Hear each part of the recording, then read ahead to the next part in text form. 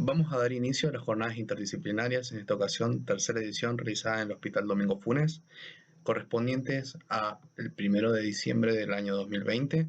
Va a dar apertura la doctora Sonia Nievas, directora de esta institución. Buenos días a todos, que tengan una linda jornada. Vamos a dar comienzo a las terceras jornadas interdisciplinarias del Hospital Domingo Funes.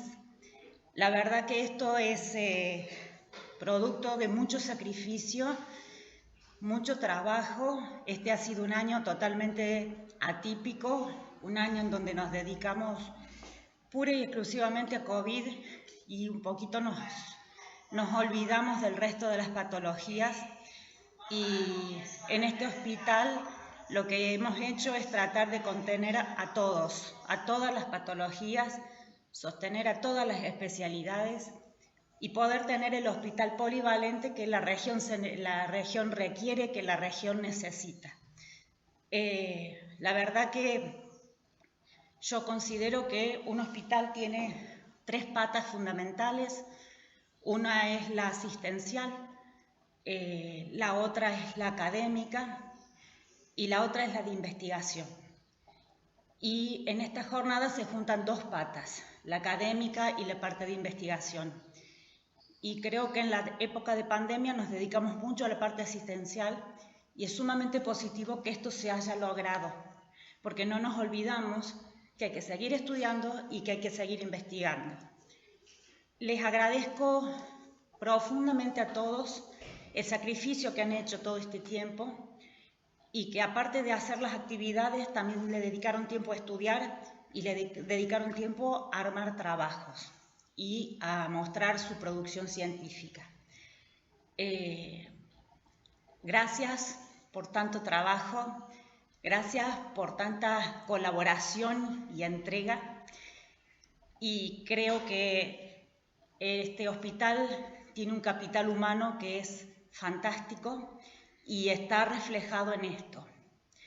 Ojalá sigan creciendo las jornadas, que el año próximo sea más tranquilo y podamos tener más producción. Sí, el año pasado tuvimos 27, tiene menos, pero bueno. Exactamente.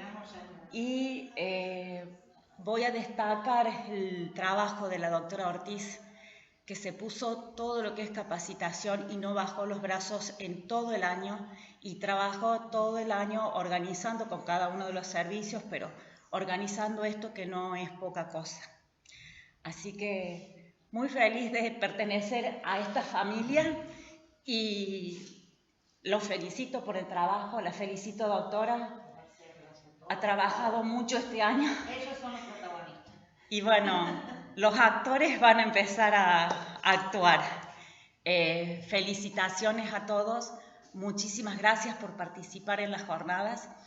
Y bueno, lo que quería recalcar es que también tenemos participación de otra localidad, así que a lo mejor es la apertura de las puertas del hospital para todo el corredor Punilla, para todo el departamento Punilla. Y es muy lindo conocerlo el resto de las actividades. Así es. Así que, bueno, que tengan una hermosa jornada y empiecen a actuar.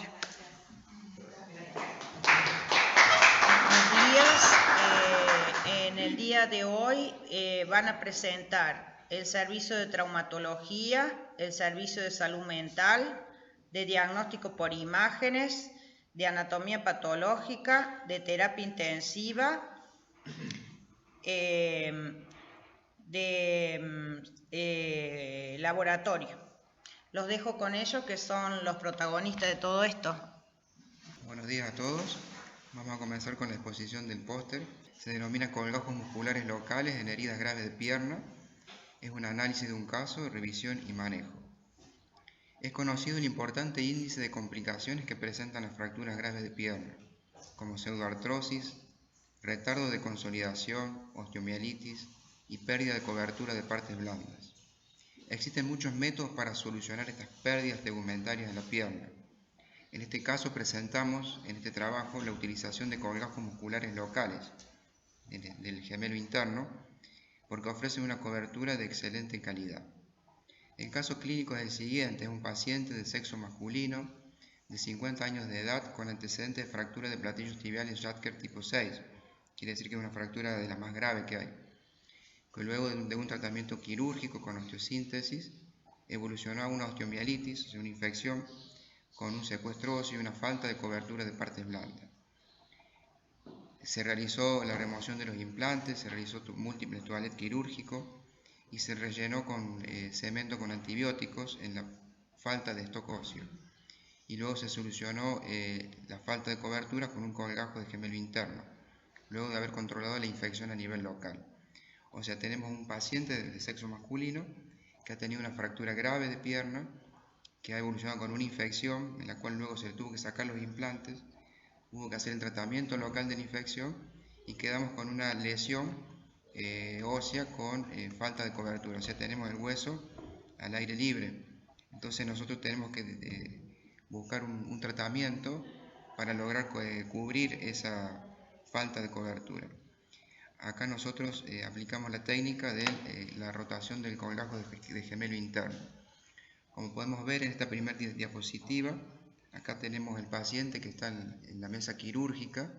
Esta es una pierna derecha donde se observa la falta de stock óseo y la falta de cobertura, que eso es imposible solucionarlo porque los bordes de la herida no cierran. Entonces tenemos que buscar otros métodos, otras alternativas quirúrgicas para poder dar cobertura a ese defecto de la piel, ¿no? Acá en la segunda diapositiva observamos que se realizó un abordaje interno sobre la cara interna del gemelo interno. Se hizo una disección por plano, se llegó a la aponeurosis, se abre el compartimento interno y uno tiene que identificar el gemelo interno, que es el que está acá en la imagen, elevado con la pinza de disección. Uno tiene que identificar el gemelo interno a través de una divulsión Roma. Se produce la desinserción a nivel distal y uno tiene que ir hacia la parte superior, que es su inserción proximal, sobre el cóndilo. Recordemos que el gemelo interno se inserta proximalmente en el cóndilo femoral, en la parte posterior. Entonces debemos llegar a tratar de liberar la mayor cantidad de músculo para que nos dé cierta longitud para poder llegar a cubrir el defecto. El gemelo interno se ubica por debajo del gemelo interno se encuentra el músculo sóleo, y entre el sóleo y el gemelo interno el parámetro que nosotros tenemos para poder identificarlo es el músculo plantar delgado, que nosotros a partir de esa estructura anatómica hacemos la disección proximal para poder liberar el colgajo.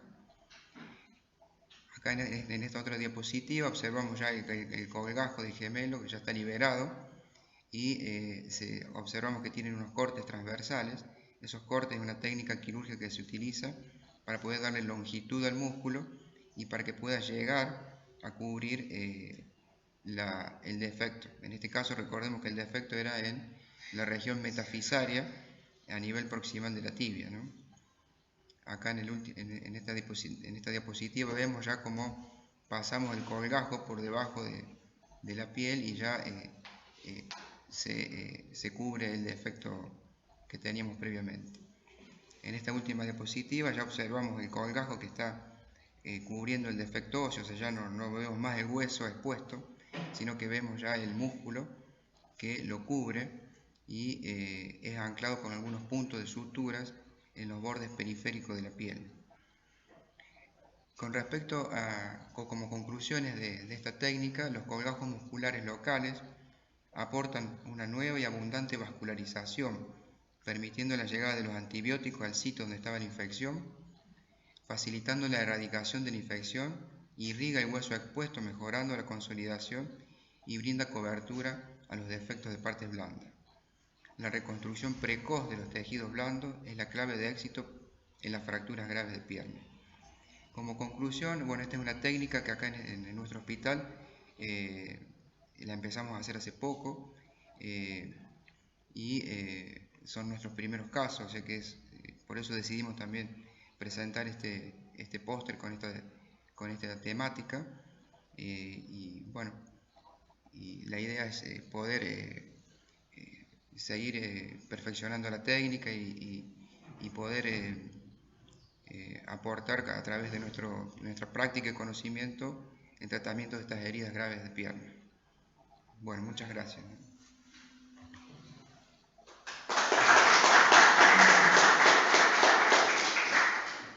Acá en la segunda diapositiva acá hay unas preguntas que nos han formulado, que ahora voy a tratar de evacuar estas dudas, ¿no? Con respecto a las preguntas que fueron formuladas, una de ellas es: ¿qué cuidados personales debe tener el paciente con los colgajos e injertos de piel? Preguntan si hay que ducharse o bañarse. Bueno, con respecto a estos colgajos, habitualmente luego de la cirugía se lo inmoviliza con un yeso. Eso le da cierta protección al colgajo, porque si no tuviese el yeso, el paciente podría realizar algún movimiento y producirse el desprendimiento del anclaje del colgajo muscular. Con respecto al baño, el paciente se puede bañar siempre y cuando no moje la herida.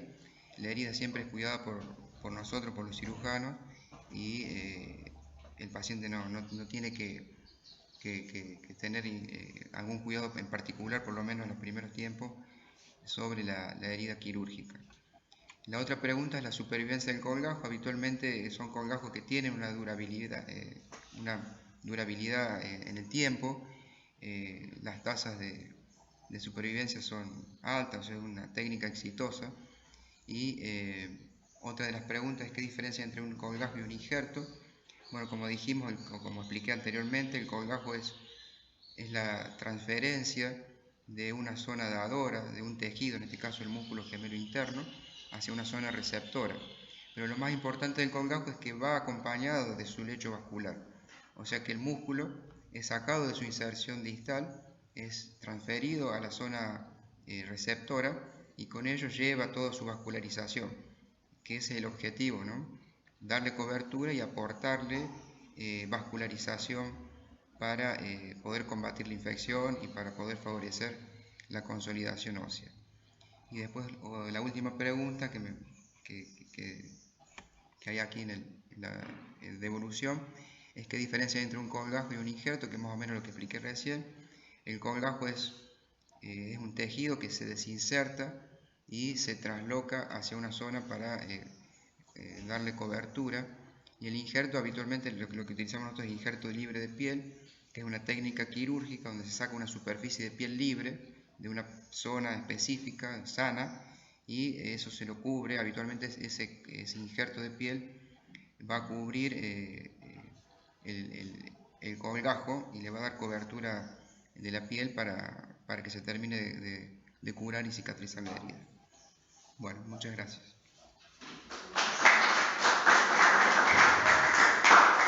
Bueno, buenos días. Mi nombre es Verónica Bertolacci, soy licenciada en Psicología. Soy residente de tercer año de RISAM, que es la Residencia Interdisciplinaria en Salud Mental. Y bueno, queríamos presentar un trabajo que realizamos en conjunto con la licenciada Brenda Molinari y con la supervisión de Susana Ayala, que es la coordinadora del Servicio de Salud Mental. Agradecer a la doctora Ortiz toda la organización y agradecer también a la licenciada Gabriela Calvo, que es la psicóloga infanto-juvenil del servicio, que es quien nos guía, digamos, en nuestro trayecto por esta población particular, y que sin las capacitaciones de ella, bueno, no hubieran surgido todo esto. Lo que queremos compartir hoy es un poco lo que es la importancia de la inclusión de la red vincular cuando trabajamos con jóvenes y niños. Cuando hablamos de la importancia de esta inclusión de la red vincular, hablamos de que muchas veces nos llegan demandas como muy complejas y hay pocos dispositivos para lo que es la atención infanto-juvenil, y destacamos la importancia de poder leer cuál es el pedido de intervención, ¿no? Muchas veces esta demanda llega por los padres, llega por la escuela, llega muchas veces por CENAF, que es la Secretaría de Adolescencia, Niñez y Familia, que es este organismo de la provincia, y lo que se plantea es que hay un síntoma que genera un malestar. Entonces, ¿qué se trata de leer? Bueno, ¿de quién es ese malestar? ¿A quién está generando malestar esto que pasa con este niño y este joven? Entonces poder ver que a veces este niño muchas veces trae como portavoz de situaciones que por ahí son más amplias, entonces poder leer qué hay detrás de ese pedido, qué se demanda, quién está teniendo este malestar, a dónde hace eco estos malestares, porque muchas veces lo que nos dicen los adultos no coincide con el padecimiento subjetivo que puede identificar este niño o este adolescente. Lo que también queríamos como poner un poco en cuestión es cuál es el lugar de los diagnósticos en salud mental cuando trabajamos con niños y adolescentes, donde estamos con subjetividades en construcción, donde hay un psiquismo que está tomando forma, digamos. Entonces, ¿cuál es el rol del diagnóstico? ¿Para qué y para quién diagnosticamos en salud mental? Hoy es como que hay una proliferación de manuales de uso como el CIE-10, el DSM-4, el DSM-5, que son muchos de corte estadounidense, que cada vez acumulan más categorías diagnósticas y van generando nuevos trastornos en salud mental, y eso favorece muchas veces o oculta el riesgo de que estas etiquetas cristalicen funcionamientos patológicos que no hacen solo al niño, sino que hacen por ahí a lo que es el funcionamiento familiar, a lo que es muchas veces la escuela, que no puede alojar a estos niños de hoy, que son diferentes a de cuando se creó la escuela, o incluso a vulnerabilidades socioeconómicas y culturales que son mucho más amplias de lo que pasa ahí. Y el riesgo del diagnóstico a veces es psiquiatrizar el malestar, y eso lo vuelve medicable. Entonces ahí entra a jugar también la medicalización de la vida cotidiana y del sufrimiento de los niños y adolescentes. Es difícil también encuadrar, hay un autor, bueno, varios autores como Ungar, Nabel y González, que hablan de cómo encuadrar un niño en un trastorno cuando hay tantos cambios como lo que son la caída de los modos tradicionales de crianza, la forma rápida que salen los niños de la familia hacia la socialización. Entonces, eso hace que muchas veces los niños se muestren desafiantes o se muestren opositores, y eso no hace que los haga que sean oposicionistas desafiantes, como diría el DSM-4, y que para eso hay una medicación, ¿no? Entonces, poder entender que no renunciamos al diagnóstico, porque el diagnóstico es una herramienta que, si se usa adecuadamente, nos permite como poder detectar funcionamientos que a lo mejor son patológicos tempranamente y poder operar sobre ellos, y a la vez es una guía para la clínica y para poder elaborar estrategias terapéuticas, pero sí que ese diagnóstico se realice en el marco de un tratamiento y hacia el final de un tratamiento, y no como de manera conclusiva al inicio, como esto del diagnóstico presuntivo, ¿no? Como que de entrada diagnosticar. Esto que decíamos de que el niño y adolescente muchas veces es portador de malestares, cuando nosotros utilizamos este diagnóstico lo que tiende es a individualizar las causas y muchas veces incluso a biologizarlas, ¿no? Entonces el problema termina siendo el niño o el adolescente, y eso cristaliza funcionamientos patológicos. Entonces es como que se pierde de vista qué es lo que está funcionando mal de ese entorno para que ese niño o ese adolescente haga ese síntoma. ¿De qué hablamos cuando hablamos de infancia y adolescencia?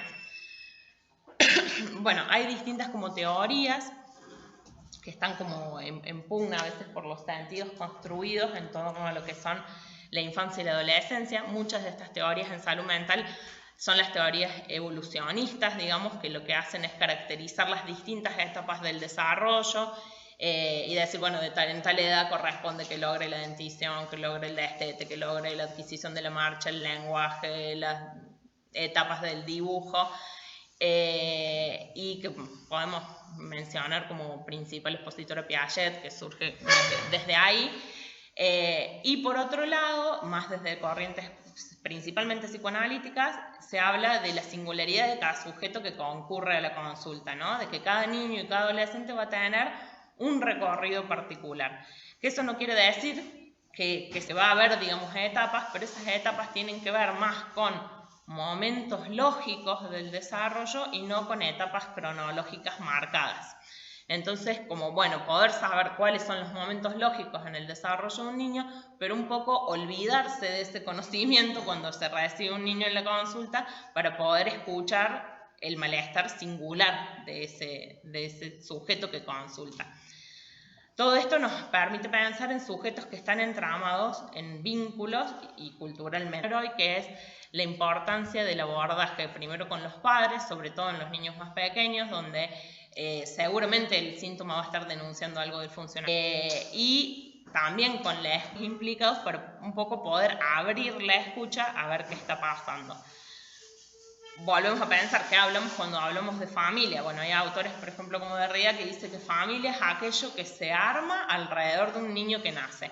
O sea, siempre hay algún tipo de organización que es diversa y que irá variando, pero siempre hay algo que acoge a ese niño. Entonces, poder tener en cuenta esa diversidad, que no siempre ya es el lugar del papá, la mamá, la abuela, que son los lugares tradicionales, sino que a veces hay otras personas ejerciendo diferentes roles. Y lo importante quizás es que hay funciones ejercidas. Nosotros hablamos de dos funciones como principales, que son las funciones de corte y de sostén. Función de corte en el sentido de que alguien tiene que poner límites, de que alguien tiene que instalar algo del orden de una ley o de una provisión en esa familia, y funciones de sostén en tanto alguien tiene que contener amorosamente y acoger a ese niño adolescente. Esos roles en la familia tradicional burguesa, en una familia heteropatriarcal, estaban como muy fijados en la figura del patriarca, digamos, había como una jerarquía establecida y eso ha ido cayendo. Y da lugar a nuevas configuraciones familiares donde muchas veces hay como una simetría, ¿no? Se pierde esa asimetría. O incluso se da vuelta, o sea, los niños detentan el poder sobre los padres. Hay una autora que se llama María Cristina Roja, que nos gusta mucho con niños, que habla de heterarquía, que tiene que ver con la circulación del poder de acuerdo a quién tiene en cada momento la facultad o está en mejores condiciones de ejercerlo. Eso permite que las funciones se conserven, pero que no se cristalicen o no se obturen los funcionamientos. En función de todo esto, en salud mental se va a construir un dispositivo de atención. Es decir, que en cada caso singular hay que pensar qué se va a atender. ¿Se va a atender al niño solo? ¿Se va a citar primero a los padres? ¿Se va a hacer un acoger a la familia? Eso es como caso a caso y habrá que pensarlo en cada quien. Y siempre teniendo en cuenta que ese campo vincular que queremos introducir no sea el que está generando un factor de riesgo. O sea, hay situaciones donde hay violencia o donde hay abuso sexual infantil en donde el campo vincular mismo es el factor de riesgo. Ahí ya hay una ley, o sea, hay una Convención Internacional de Derechos del Niño, está la ley 26061 de protección integral de los derechos del niño y la provincial, la 9944, que lo que hacen es marcarle el interés superior del niño y obligar a los profesionales de la salud a hacer la denuncia. Ante evidencias de abuso sexual infantil o evidencias de violencia, hay que denunciar y tendrá que intervenir, digamos, los organismos correspondientes. Bueno, eso es un poco lo que queríamos transmitir, algo de abrir este campo de escucha y de poder pensar en los entramados o en más bien situaciones que generan malestar y tratar de no etiquetar a los niños adolescentes y obturando ese crecimiento o desarrollo.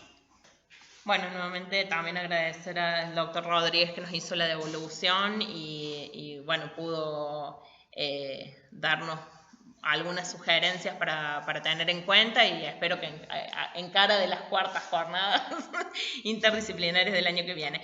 Destacar de esta devolución algunas preguntas que hacía. Nos preguntan, bueno, ¿cuál sería la diferencia entre el abordaje entre un niño y un adolescente?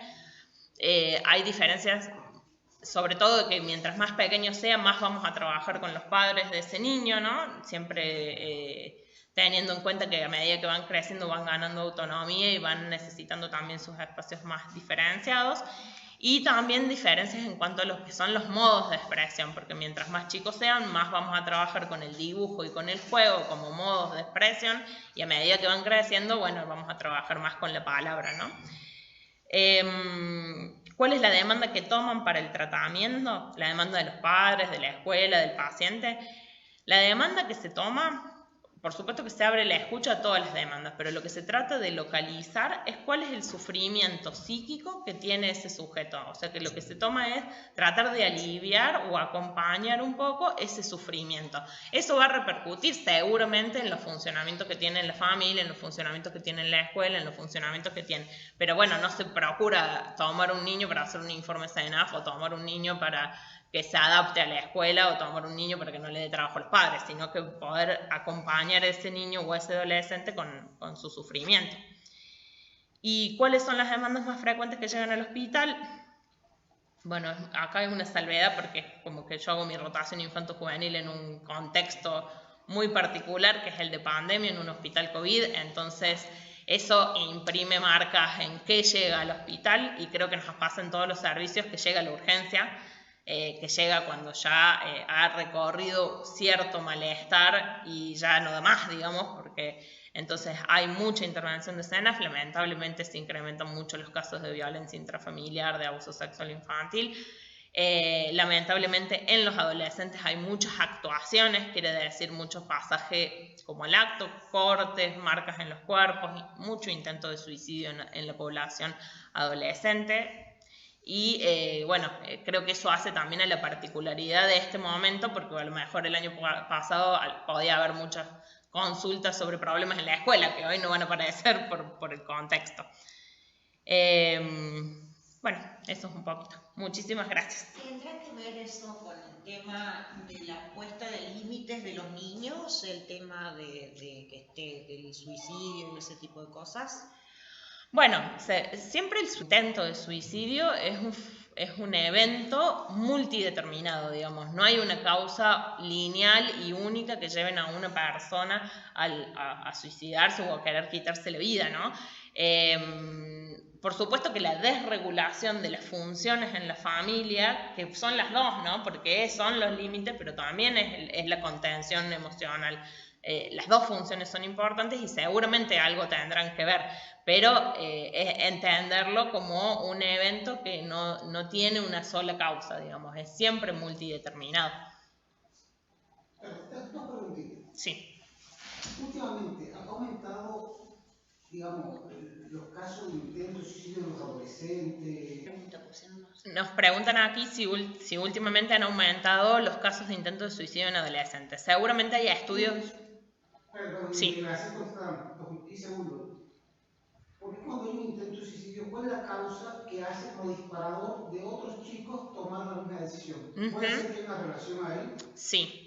Sí, hay estudios que marcan tanto el crecimiento de los índices de intentos de suicidio en la población o sea, en la población sobre todo juvenil, que hablamos de 13 a 20 años, que es donde más se está viendo últimamente.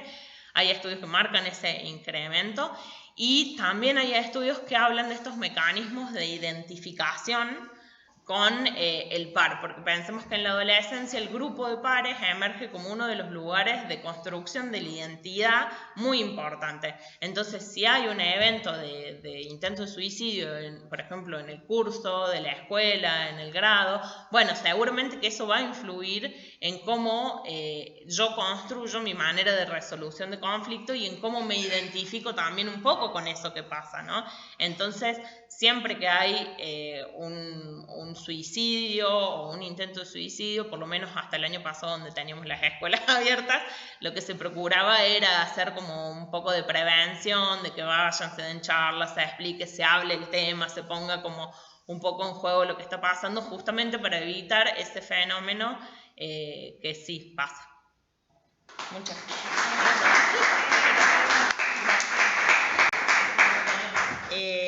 Ahora sigue el servicio de diagnóstico por imágenes.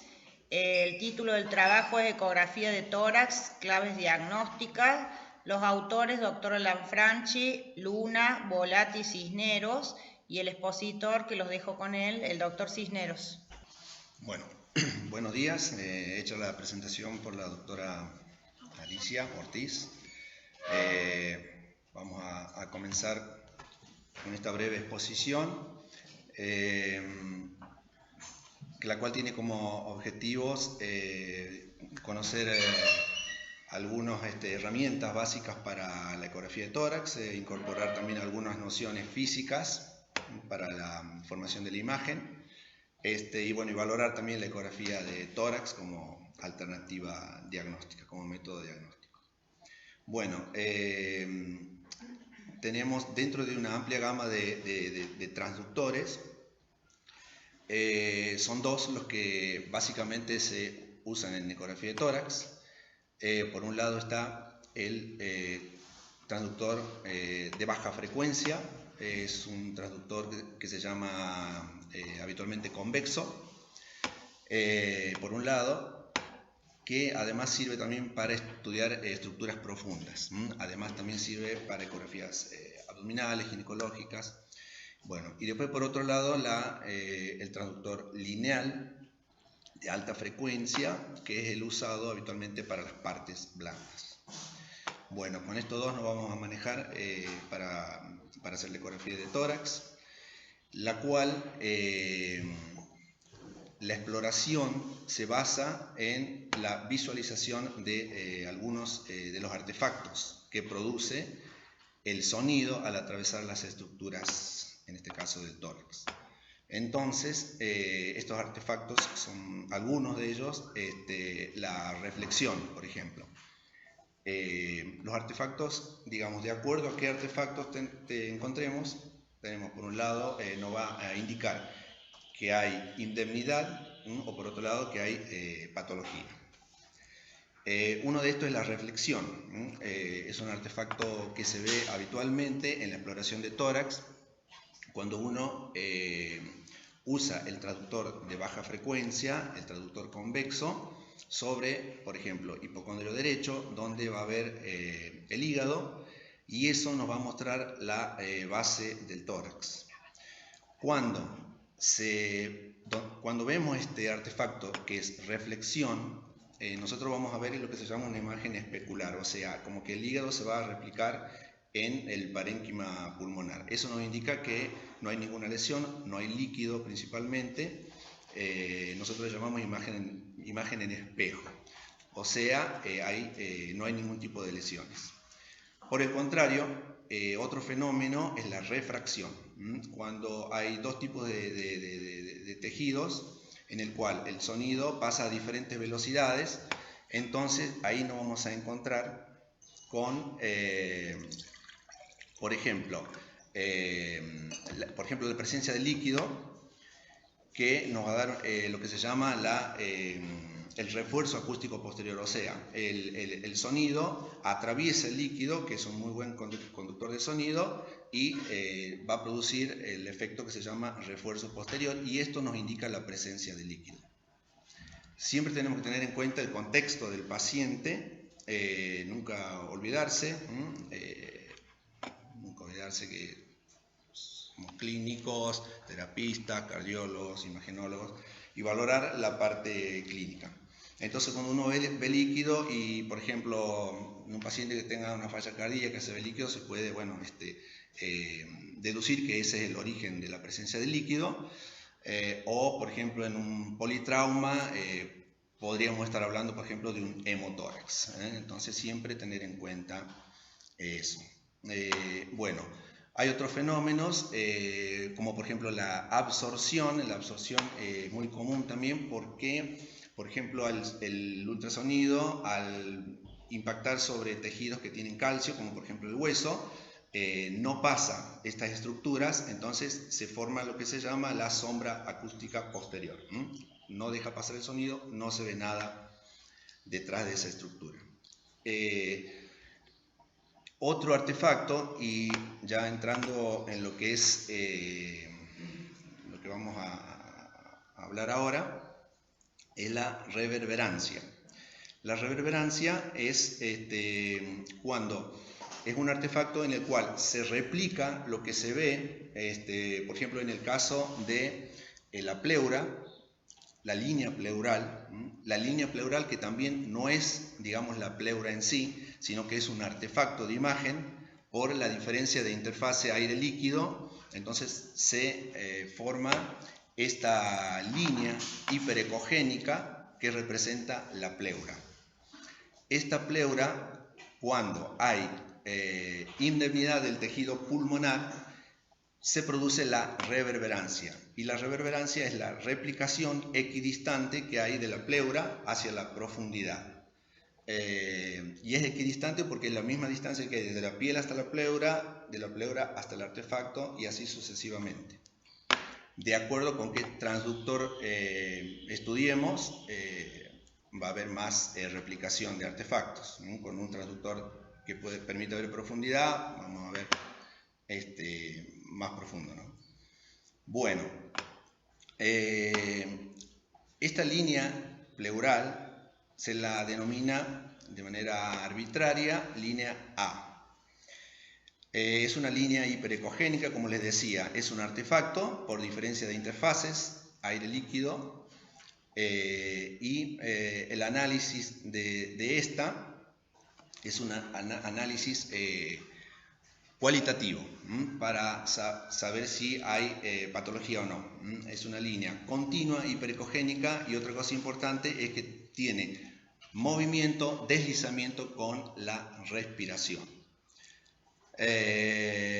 Bueno, en cuanto a la posición del paciente para hacer la ecografía de tórax, es una posición en decúbito supino, semisentado, en la cual si trazamos líneas imaginarias, una a nivel de la tetilla, otra imaginaria en la línea axilar anterior, se puede dividir todo un hemitórax en 4 cuadrantes.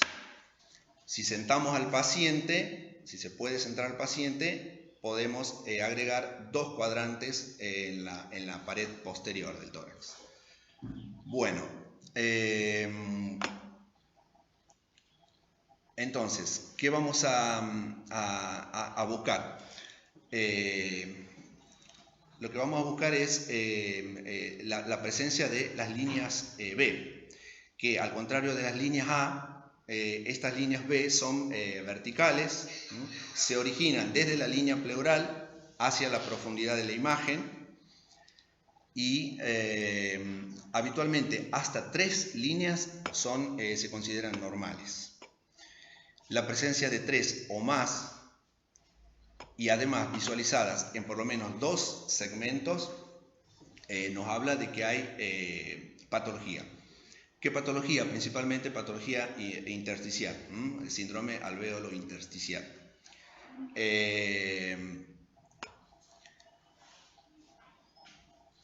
Bien, entonces, las líneas B, como les decía, entonces también son hiperecogénicas, se extienden desde la línea A hasta la profundidad y también se mueven sincrónicamente con la respiración.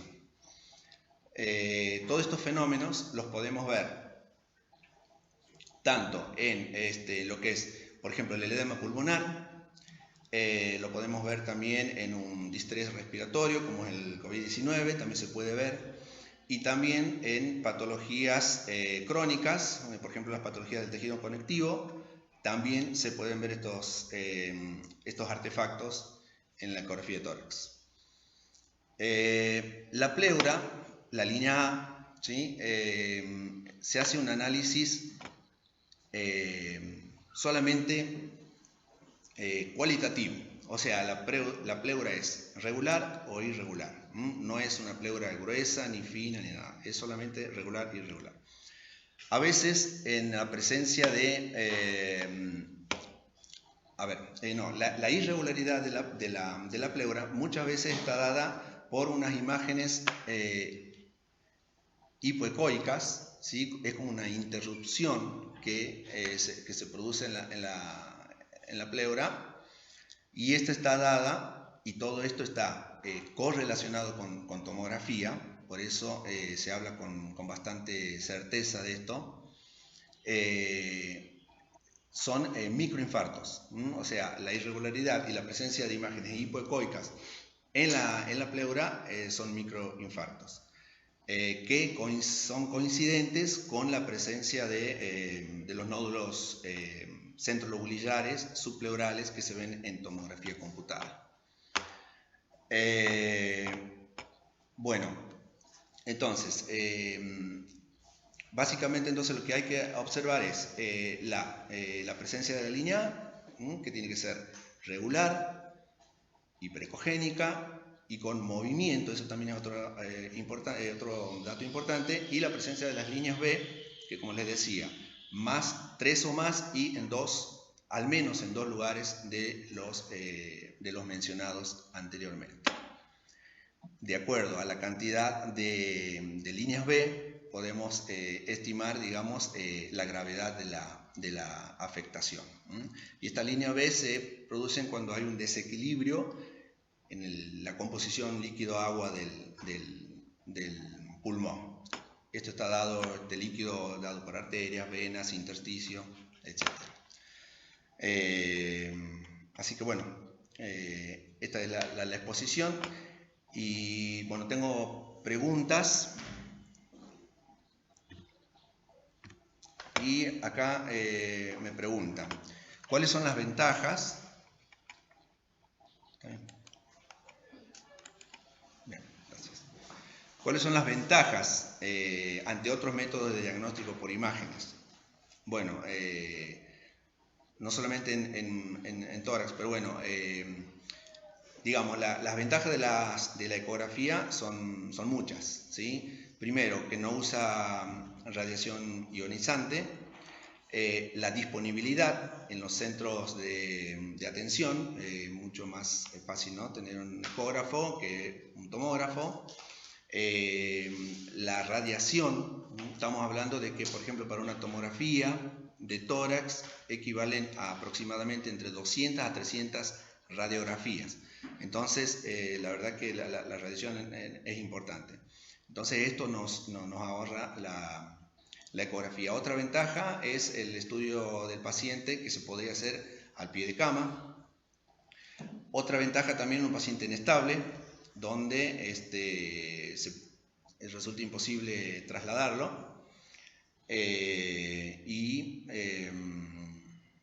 Bueno, ahora, ¿qué es lo que tiene la ecografía? Lamentablemente, como desventaja, gran desventaja, es el que es muy operador dependiente. Se requiere para la exploración un entrenamiento importante. Dentro de los métodos de diagnóstico por imágenes siempre digo que la ecografía es el que curva de aprendizaje más lenta tiene. Y estamos hablando de resonancia magnética y de muchas innovaciones que hay hoy en diagnóstico por imágenes. De todas, la ecografía es la que más lento se aprende de todos los métodos de diagnóstico. El servicio de anatomía patológica, la doctora Nancy Reynoso nos va a compartir un caso de prolactinoma gigante invasivo. Bueno, buenos días. El tema que me toca disertar es un caso de prolactinoma gigante invasivo, a propósito de un caso. Bueno, y vamos comenzando entonces con el tema. Los tumores de la glándula hipofisaria y región celular representan aproximadamente el 15% de los tumores intracraneales, de los cuales la mayor parte de estos tumores intracraneales corresponden a estos adenomas hipofisarios, seguidos luego por los craniofaringiomas, en tercer lugar por los meningiomas y finalmente en último lugar se encuentran otras lesiones como pueden ser metástasis. El caso clínico que presentamos a continuación es un paciente de sexo masculino de 29 años que ingresó por convulsiones. La tomografía axial computada mostró una lesión supracelular que se extendía hacia fosas nasales, región fronto-basal izquierda y tálamo capsular izquierdo con efecto de masa e invasión del seno cavernoso. A nuestro laboratorio de anatomía patológica se remitió una muestra que estaba constituida por varios trozos de tejido de coloración parda y consistencia firme que medían hasta 2,4 centímetros. El material que se remitió se procesó siguiendo los métodos de rutina para coloración con hematoxilina y eosina y se realizaron técnicas de inmunohistoquímica. Bueno, los resultados mostraron a la microscopía óptica con la coloración de hematoxilina y eosina, como podemos ver en la foto superior de la derecha, una lesión de crecimiento sólido que se distribuía en bandas, algunas de las bandas se encontraban anastomosadas, por ahí quería ser como un patrón trabecular, separado por escaso estroma conectivo muy vascularizado. El aspecto de los núcleos tenía una ligera poliquilocitosis con leve anisocariosis.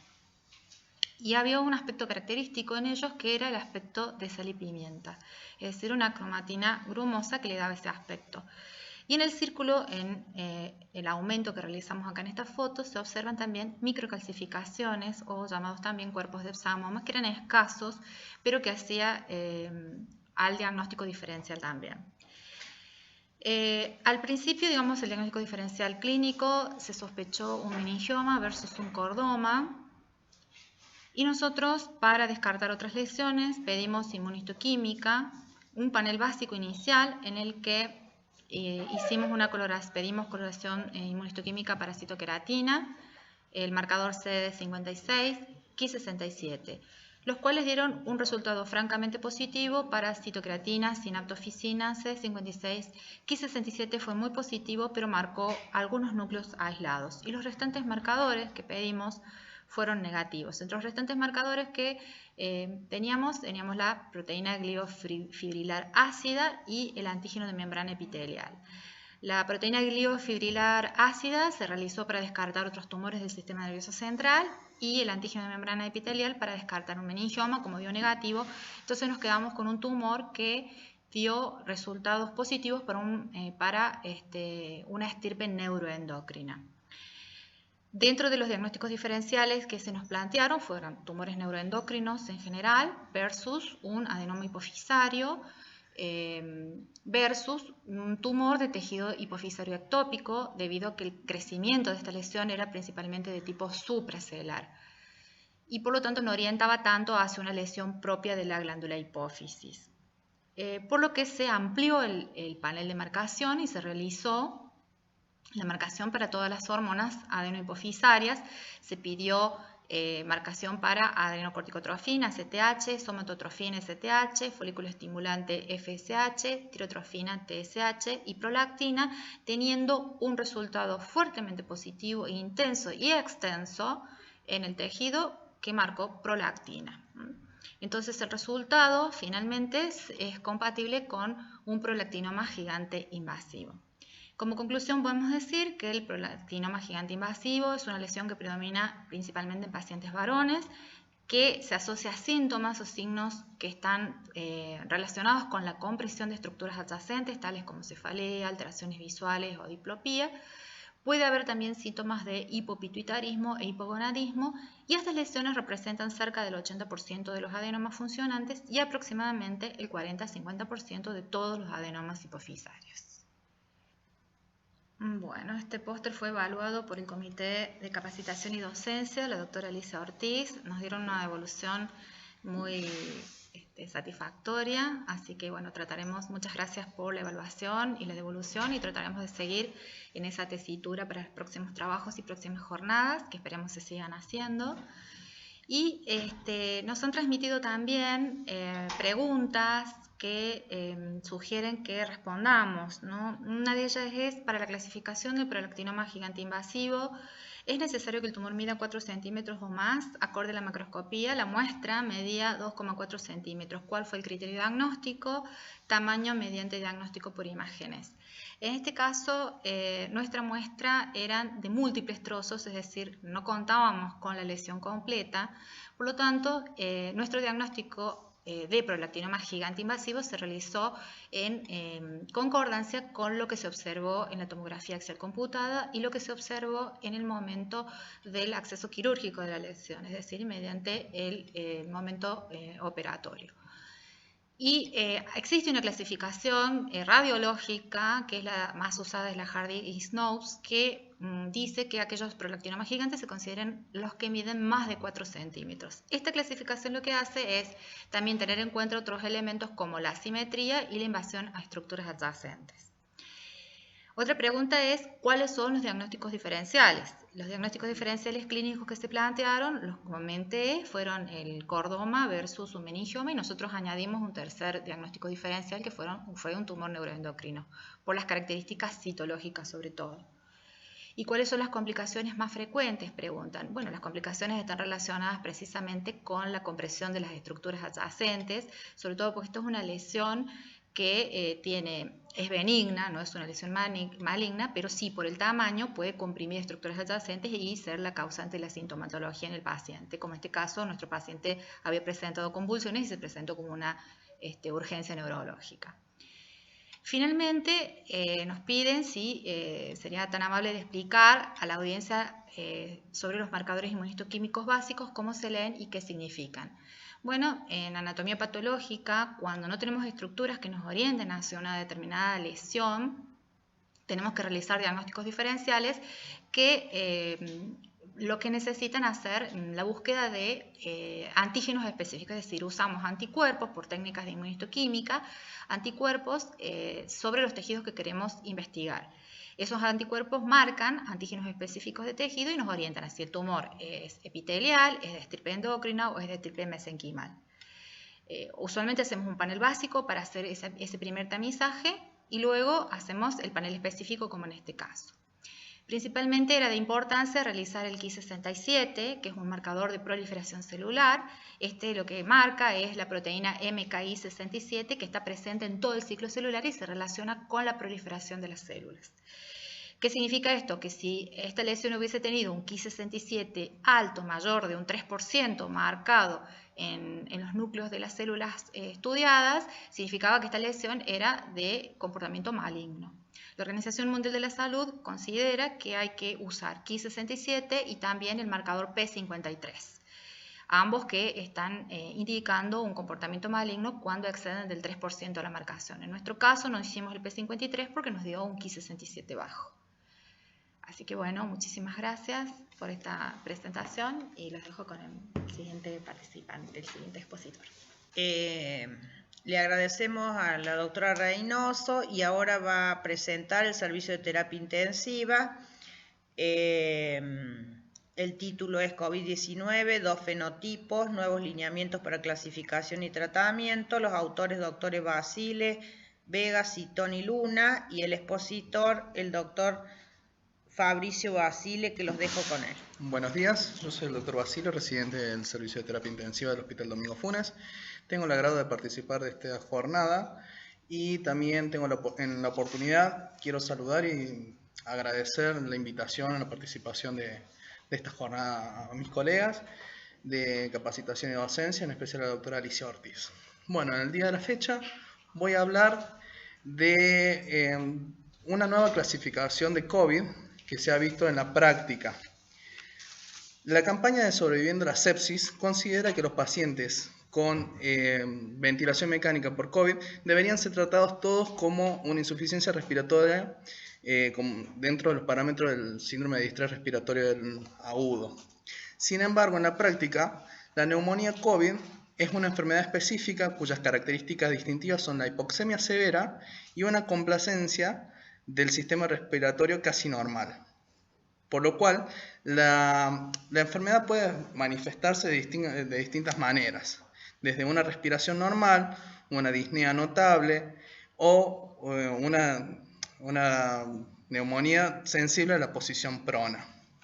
Los diferentes patrones de la neumonía COVID van a depender de la interacción de tres factores. Por un lado, vamos a tener la gravedad de la infección con la respuesta del huésped a su reserva fisiológica y las comorbilidades que ya tiene el huésped.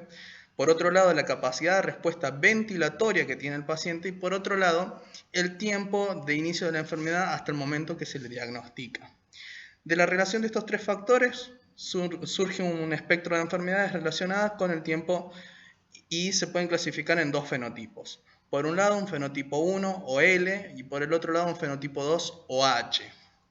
Para hablar un poco de las definiciones de estos fenotipos, es necesario definir qué es la complacencia, la compliance o la compliancia, que es la propiedad de distensibilidad del sistema respiratorio en este caso. Quiere decir que es una propiedad que le permite el alargamiento de esta estructura.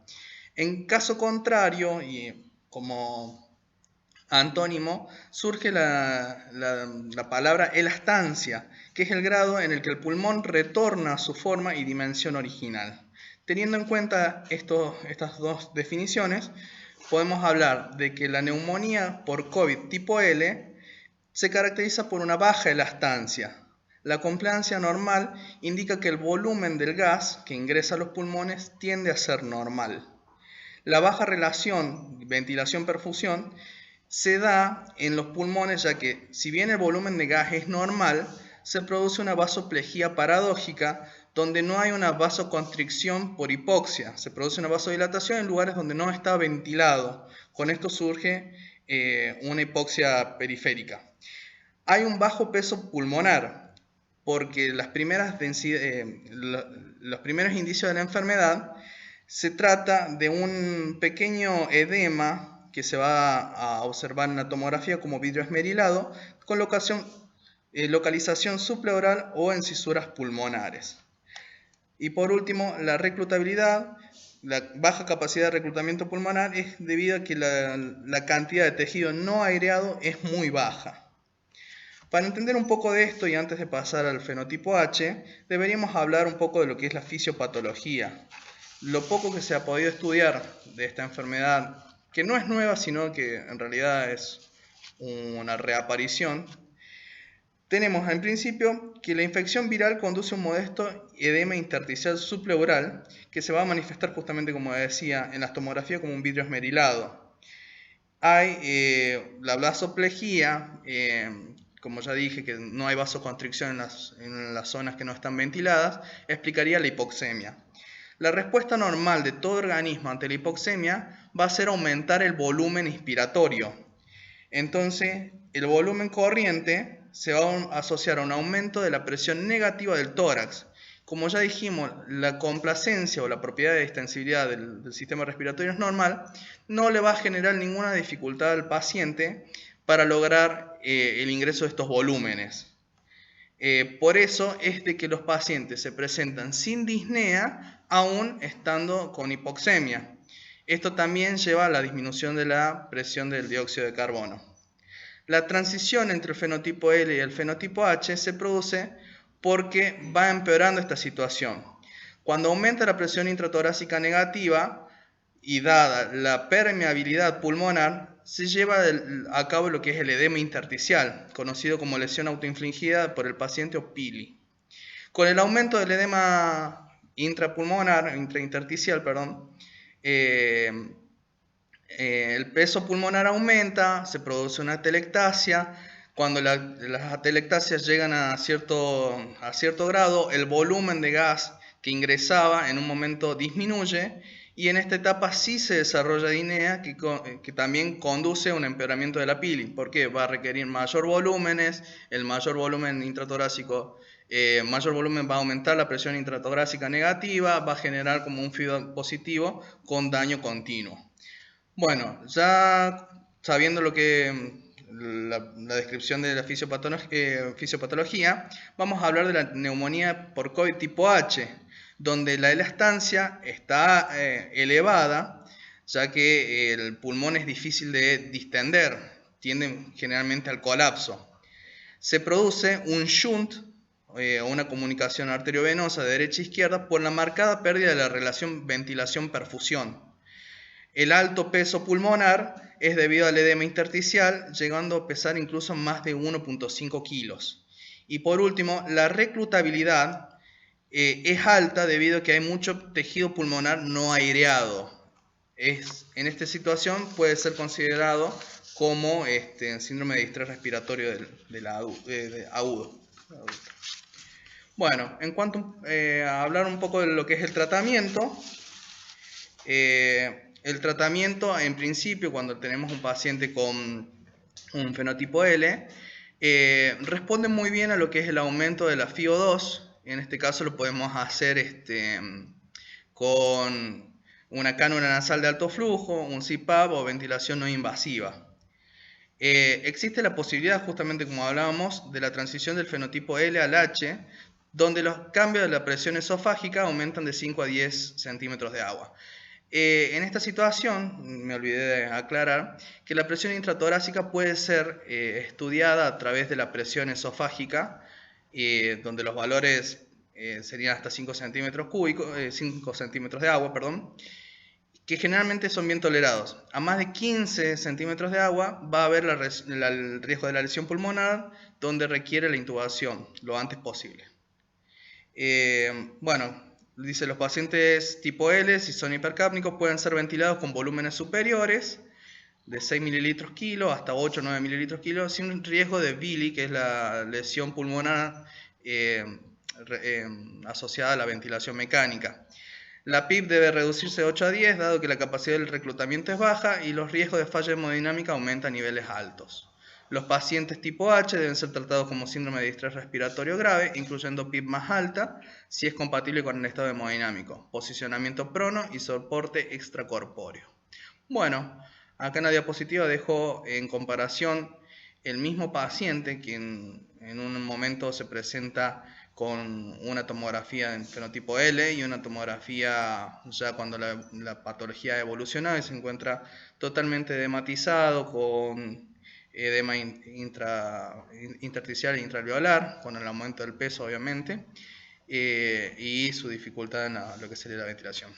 Por otro lado, voy a mostrar un poco lo que fueron las estadísticas de nuestro servicio. A lo largo de marzo a octubre del 2020, tuvimos 37 pacientes COVID-19 positivos admitidos en terapia intensiva, de los cuales 26 fueron asistidos con respiración mecánica, con el respirador, de los cuales 18 fallecieron.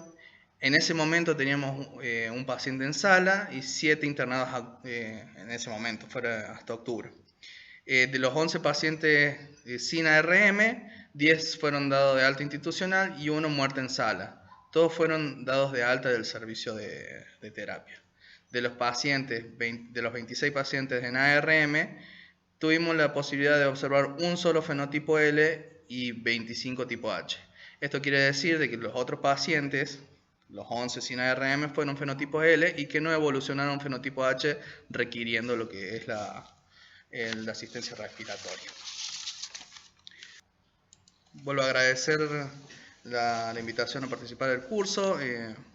Mi póster fue evaluado por la doctora Alicia Ortiz, que me ha dejado algunas preguntas para guiar un poco el entendimiento del tema. Dice, fenómenos ventilatorios y obesidad. ¿Hay alguna relación? Sí, la obesidad debe ser considerada un factor de riesgo totalmente aparte al resto, porque de por sí la obesidad condiciona un poco lo que es la ventilación mecánica, por la contextura, por los soportes extracorpóreos. Nosotros nos vimos en la necesidad de poner en decúbito prono a nuestros pacientes para lograr disminuir la progresión de la enfermedad, aumentar justamente la relación ventilación-perfusión con aumento de la oxigenación realmente significativo fue en la práctica. ¿Qué es lo que pasa con los pacientes obesos?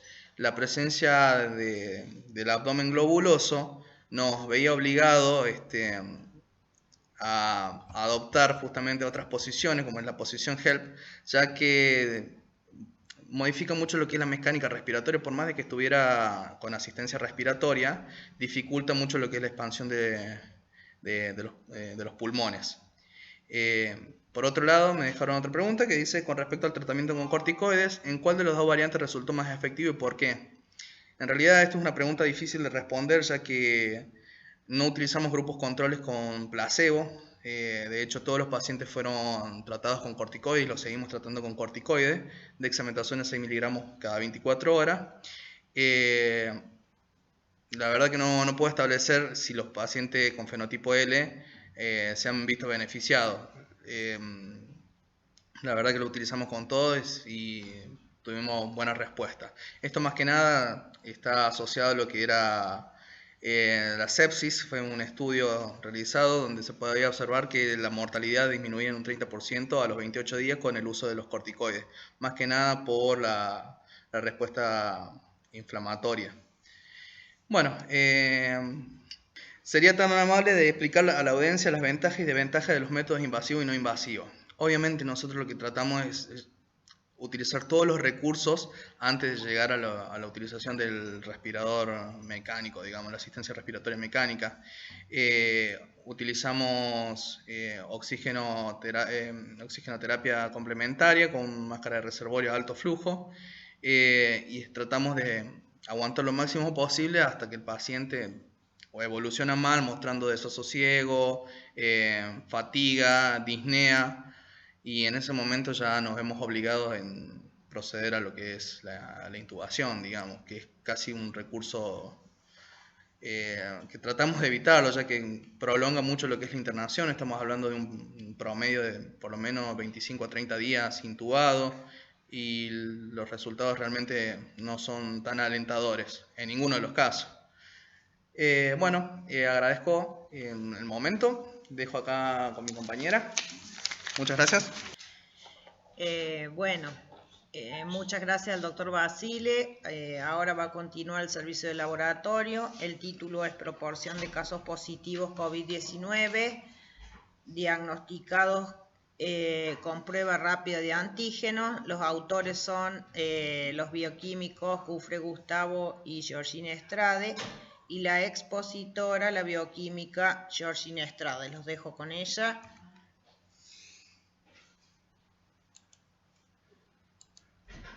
Hola, buenos días. Mi nombre es Georgina Estrade, soy bioquímica. Me desempeño en el área de química clínica del laboratorio del Hospital Domingo Funes. Ante todo, quería agradecer al Comité de Capacitación y Docencia y fundamentalmente a la doctora Alicia Ortiz por hacer el esfuerzo de mantener la excelencia académica en este año que fue tan crítico para todo el personal de salud. Este trabajo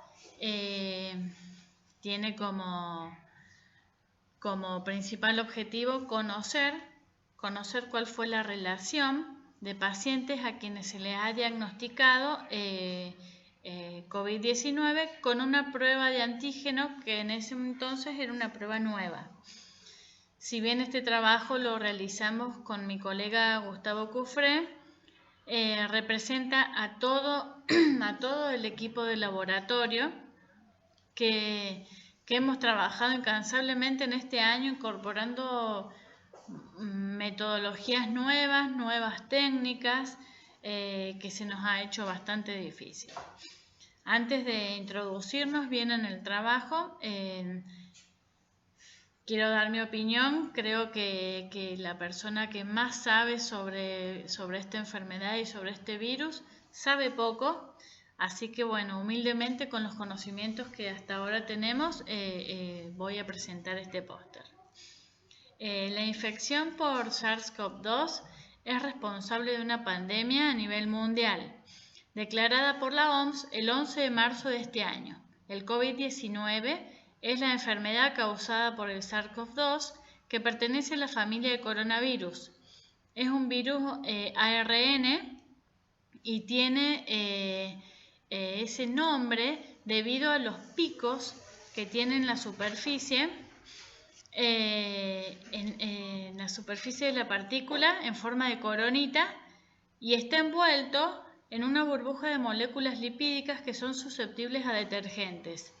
Tanto este virus como la enfermedad eran desconocidos antes del brote en la ciudad china de Wuhan en diciembre del 2019. Esta enfermedad puede cursar desde forma asintomática a producir en ocasiones la muerte. Se estima que la mortalidad a nivel mundial es del 4,7%, aunque sabemos que en la población vulnerable, que son personas mayores de 60 años o personas con comorbilidades, ese porcentaje aumenta notablemente. Los signos y síntomas más frecuentes de esta enfermedad son fiebre, tos seca, anosmia, digeusia, odinofagia, dificultad respiratoria y cansancio.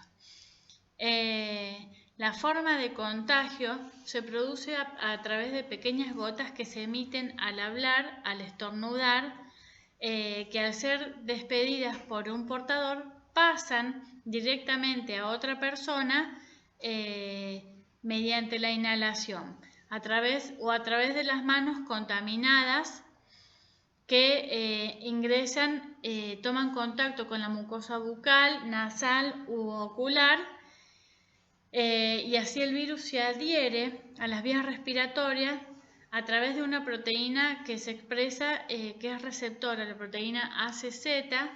Ahí infecta las células fusionando la membrana lipídica, ahí se replica y genera y libera millones de copias del virus. Debido a la alta propagación de este virus y a la importancia de la detección precoz, ya que no se cuenta con vacunas o con un tratamiento adecuado, es que se han diseñado las diferentes pruebas diagnósticas. Estas pruebas tenemos de dos tipos. Están las pruebas directas que detectan al virus, y están las pruebas indirectas que miden la respuesta del organismo a través de los anticuerpos específicos o las inmunoglobulinas IgM, IgG anti-SARS-CoV-2.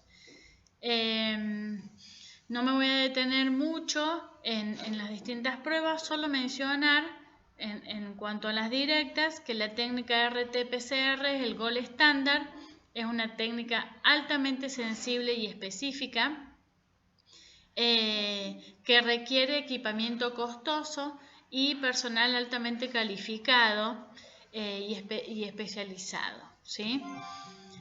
Esta técnica realiza la detección directa por técnica de biología molecular basada en la amplificación específica de regiones altamente conservadas del genoma viral. Otra técnica directa es en la que basamos este estudio, y es la prueba de detección cualitativa del antígeno SARS-CoV-2. Es un test rápido dependiente de la carga viral del paciente que detecta proteínas de la nucleocápside viral. Esta prueba presenta especificidad aceptable del 99,4%. cuando es utilizada en el momento oportuno. ¿Qué quiere decir? Que tiene que tener el paciente sintomatología o epidemiología. Pero su sensibilidad del 93,3% no permite descartar el caso cuando el caso arroja un resultado negativo. En cambio, cuando es positivo, tiene utilidad diagnóstica y confirmatoria, con un valor predictivo positivo cercano al 100%. En ese momento se confirma la infección activa y virus viable que es capaz de enfermar y de contagiar. La ventaja de esta técnica es que no requiere equipamiento costoso, salvo el EPP, el equipo de protección personal, quien realiza la prueba, y que siempre debe ser monitoreado por un profesional bioquímico. El método, acá vemos el método. El método es un estudio retrospectivo, observacional, transversal y descriptivo. Se recopiló información comprendida en el mes de octubre del 2020 en el Laboratorio Central del Hospital Familia Domingo Funes. Las pruebas se realizaron con hisopado nasofaringeo, no puede ser orofaringeo, con el kit PanBio COVID-19 Antigen Rapid Test Device de la marca Abbott. Los criterios de inclusión: todo caso sospechoso de COVID con hasta 7 días de inicio de síntomas. Los criterios de exclusión: pacientes asintomáticos o con más de 7 días de presentación de síntomas. Se estudió la población de 208 pacientes catalogados como sospechosos de COVID-19 que fueron atendidos en el área de la guardia febril. Se observó la corrida inmunocromatográfica de la muestra sobre el soporte y se lo consideró positivo cuando arrojó 2 líneas que corresponden al área del control y del test. Se observa así como un test de embarazo. Una vez confirmado el caso, se usa la proporción como indicador epidemiológico. Las proporciones son útiles medidas que expresan la frecuencia con la que ocurre un evento en relación a la población total en la que este evento puede ocurrir. Es una simple división entre los pacientes que fueron positivos sobre el total de los casos analizados. Este indicador se multiplica por 100 y se expresa en porcentaje. Acá vemos que de los 208 pacientes sospechosos, a 82 de ellos se les confirmó el diagnóstico de COVID-19 y eso refleja una proporción del 39,4%.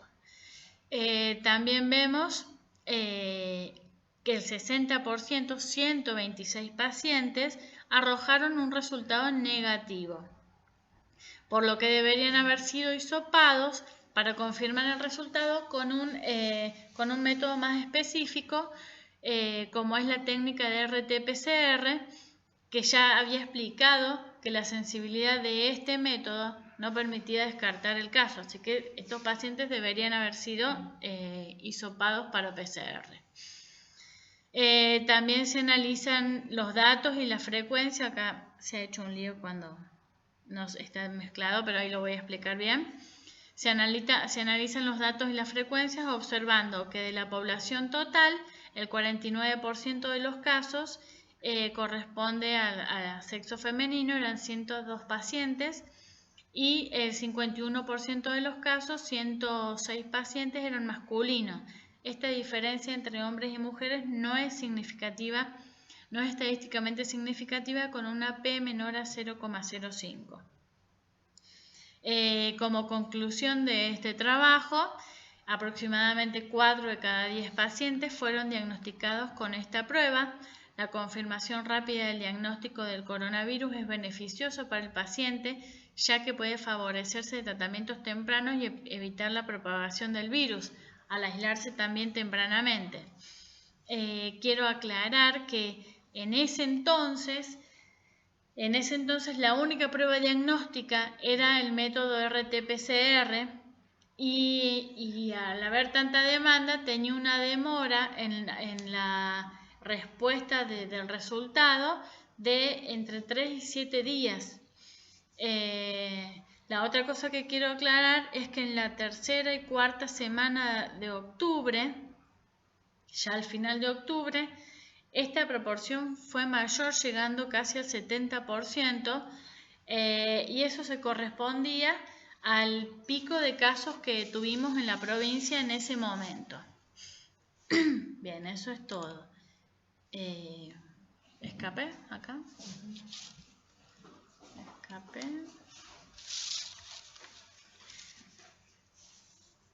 Ahí está. Perfecto. Bueno, quiero agradecer a la doctora Penalba, que tuvo la deferencia de analizar nuestro trabajo y de realizar una devolución. Y voy a leer las preguntas que ella dejó para hacer más claro este trabajo e intentar responderla. La primera pregunta fue cuándo comenzaron a realizarse los test rápidos en el hospital. Fue en la primera semana de octubre. Se está realizando un seguimiento de los test con resultado negativo. Esa es la directiva, que se realice el seguimiento de los test cuando el resultado es negativo. En ese momento no estuvimos cotejando y solamente un 10% de los pacientes se le hizo PCR. Eso debe haber sido un poco por desconocimiento. Era todo muy dinámico en ese momento, un test nuevo, todas directivas dinámicas. Entonces, quizá por desconocimiento, porque hemos visto que a pacientes con antígeno positivo también mandaban para PCR y les daba positivo. Y solamente hisoparon a pacientes con comorbilidades y a los otros pacientes directamente con la sintomatología mandaban a aislarlos a su casa. Igual ese 10% que cotejamos para PCR también daban resultados negativos, pero no alcanza ese número para analizarla y obtener una conclusión estadísticamente significativa. La tercera pregunta dice: ¿el kit para la realización de los test tiene algún cuidado especial para su conservación? Sí, este kit tiene algunas consideraciones especiales. Por ejemplo, número 1, hay que tener la precaución de realizar la prueba antes de las 2 horas de tomada la muestra.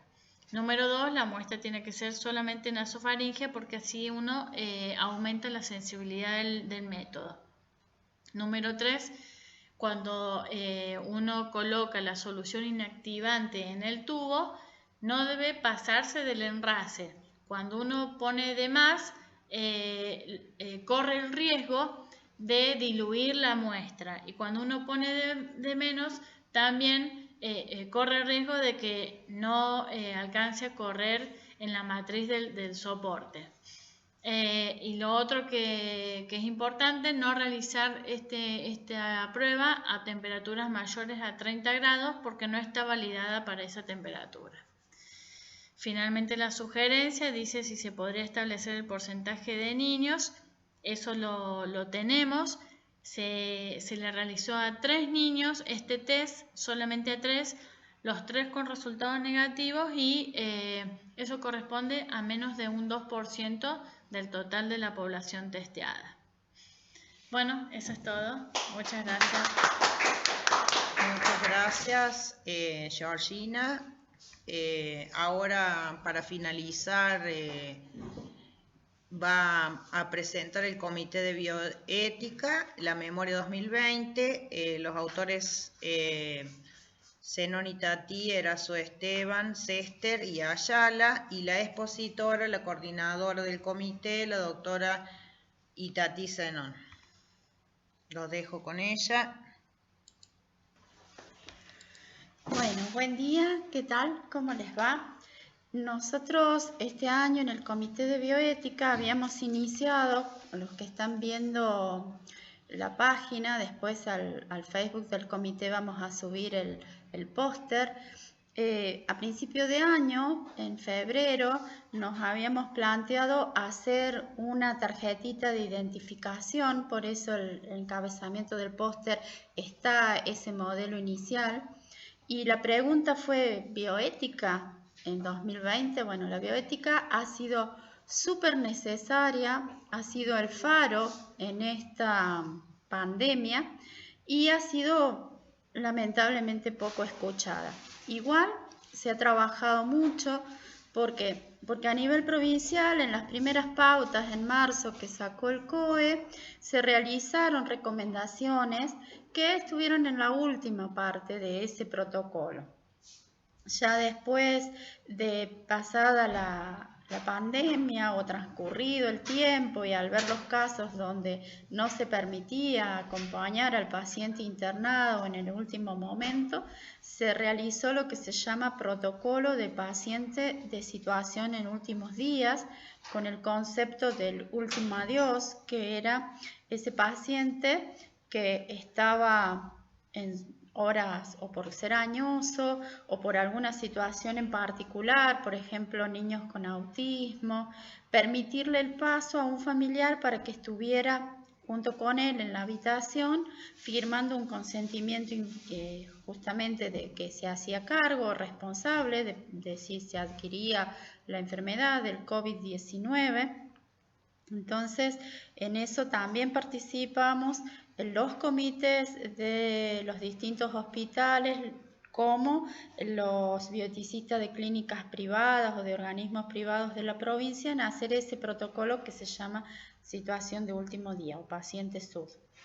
Desde la bioética, desde el Consejo de Médicos, se señaló la sobreexigencia al equipo de salud, tanto física como mental, ya que tenemos en lo que es la administración, la parte pública, los elementos de protección personal, pero nos falta justamente personal de recambio. Entonces eso se marcó, y se marcó desde el principio en los distintos comités de bioética, que faltaba esto que se denomina cuidar al que cuida.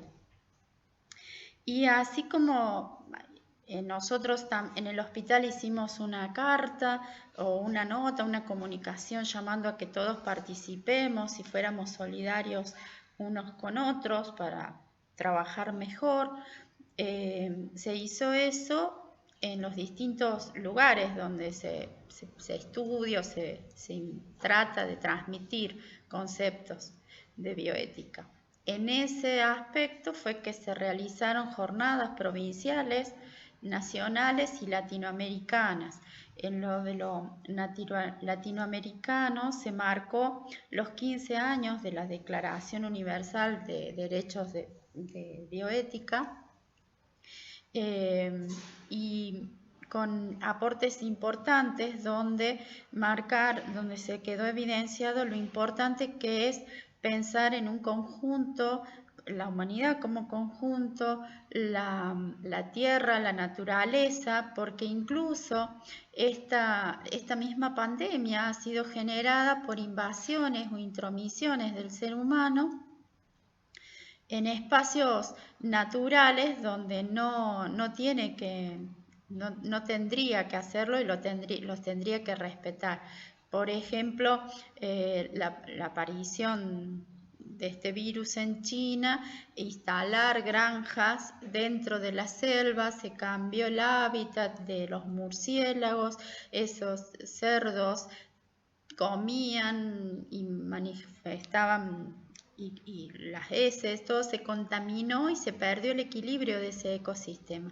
Y eso ha pasado un montón en el ébola, el chikungunya, en África. Entonces siempre el ser humano y se introduce en un hábitat, lo destruye o no lo considera, cuidándolo, lo cambia, y ahí es donde empezamos a generar distintas enfermedades. Entonces, como que la bioética sirve para hacer eso, estos espacios de reflexión sobre formas de vida y cómo podemos mantener un ambiente sustentable. Bueno, puntualmente, ¿qué hizo el Comité de Bioética del Hospital Domingo Funes?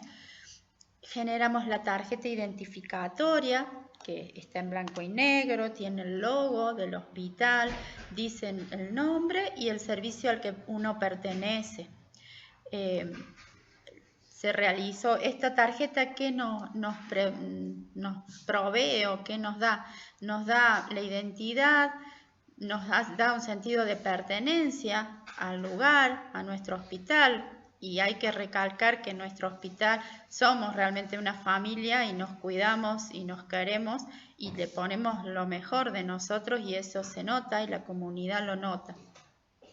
Somos pocos y buenos. Bueno, eso, si no lo digo yo, lo decimos nosotros, ¿quién lo va a decir? El trato digno hacia el paciente, porque además en estos tiempos vino justo esta idea que teníamos en febrero. ¿Por qué? Porque en la pandemia, colocarnos los lentes, las gafas, los barbijos, la cofia, las batas, no sabe quién es, no sabe qué hay abajo de todo eso, la persona que viene en una situación de enfermedad. Entonces también eso, comunicarnos a través de la tarjetita, quién somos, qué hacemos, cómo lo podemos ayudar y cómo él a nosotros también nos va a aportar. Eso recordarlo siempre. El paciente, que tendríamos que empezar a decirle usuario para que sea alguien que se hace cargo de su proceso de curación o sanación, sepa quién está o con quién está hablando. La bioética también ha hecho algunos documentos donde hay cuestionamientos sobre la vacuna, el tiempo de observación de los efectos colaterales o efectos secundarios no es suficiente, que tiene que ser de acceso para todos, y eso es muy bueno, que sea para todos, que como desde otros espacios también de la universidad, como dije recién, ¿no? Esto de que es el ser humano el que con intervenciones en los espacios físicos y de la naturaleza genera estas enfermedades. Tener en cuenta que siempre las vacunas en todas las épocas que se realizaron han generado cuestionamientos desde la población común o sin conocimiento médico y desde las mismas sociedades científicas. Por ejemplo, a Jenner, que es el que descubrió la vacuna antivariólica, que logró la erradicación, esa vacuna después de años y de que había matado a millones de personas la viruela, se le dijo que cómo se iban a inocular virus de la vaca, que íbamos a ser todos vacas, decían en esos años en Londres. Entonces, que ahora tengamos todos estos comentarios, es normal que suceda, pero ¿qué hacen las vacunas? Nos protegen de enfermedades graves. Entonces, con recaudos, y si es de acceso igualitario, es más positivo que negativo. Igual tenemos que tener en cuenta que tiene que estar respetado este principio de autonomía de que el paciente o que la persona decida qué colocarse en su cuerpo o ser o no donante de órganos, por ejemplo. Entonces, la bioética, para finalizar, siempre nos invita a cuestionarnos. No marca camino, no da órdenes. Lo que hace es justamente en estos cuestionamientos nos hace preguntarnos, ¿está bien? ¿Está mal? Entonces ese interrogatorio nos hace sentirnos parte de la situación y si soy parte de la situación, activo los mecanismos de solución. Bueno, esto es el final y de esta exposición voy a agradecer al Comité de Capacitación y Docencia, especialmente a la doctora Alicia Ortiz, que nos ha sostenido durante el año todo lo que es la internet y nos ha alentado a que presentáramos estos trabajos y bueno, un gran aplauso a ella. Damos por finalizado entonces este día de jornada. Muchas gracias a todos por participar y bueno, nos vemos mañana.